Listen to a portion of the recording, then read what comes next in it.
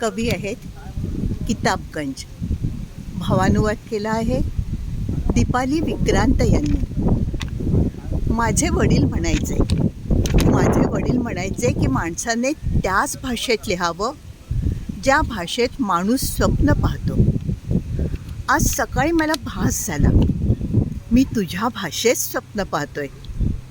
आज सकाळी मला भास झाला, मी तुझ्या भाषेत स्वप्न पाहतोय. ती भाषा ना हिंदी होती, ना इंग्रजी, ना अन्य कोणती बोली. ती भाषा ना हिंदी होती, ना इंग्रजी, ना अन्य कोणती बोली. मग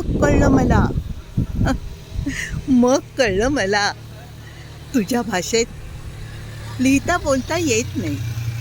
तुझ्या भाषेत लिहिता बोलता येत नाही. फक्त स्वप्न पाहता येतात.